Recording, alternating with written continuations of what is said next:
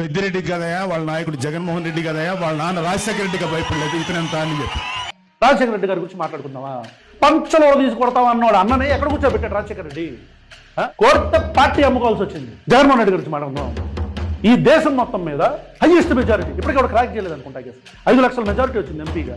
నువ్వే నాగబాబు తలలా కింద పెట్టి కాళ్ళ పైకి పెట్టి గోడగిట్లా ఆనుకొని నాకు ఓటేయండి నాకు ఓటేయండి అని చెప్పినా సరే, అంటే తల్లకిందులుగా తపస్సు చేసినా నిన్ను జాకడవడం. నువ్వు గెలవలేకే కదా దొడ్డిదారులో నేను మినిస్ట్రీ చేస్తున్నారు. నువ్వు జగన్మోహన్ రెడ్డి గురించి మారుతావు. ఒక నేషనల్ పార్టీని ఎదిరించినోడు కదా జగన్మోహన్ రెడ్డి. వాళ్ళకే భయపడలేదని అసలు జగన్మోహన్ రెడ్డి ఇప్పుడు భయపడదాం ట్రై చేశాడా? నువ్వు జగన్మోహన్ రెడ్డి నేను భయపడదాం ట్రై చేస్తే నీ పరిస్థితి ఏంటి? ఈ భయం గురించి మాట్లాడుకుంటే కరెక్ట్గా ఒక సినిమా నష్టపోతే సూసైడ్ చేసుకుందాం అనుకుంది ఎవరు? అంత పిరికోడు వచ్చి రాజశేఖర రెడ్డికి భయపడలా, జగన్మోహన్ రెడ్డికి భయపడలా, పెద్దిరెడ్డి. డబ్బా మాటలు వద్దు. ఈ డబ్బా మాటలు దయచేసి మాట్లాడు.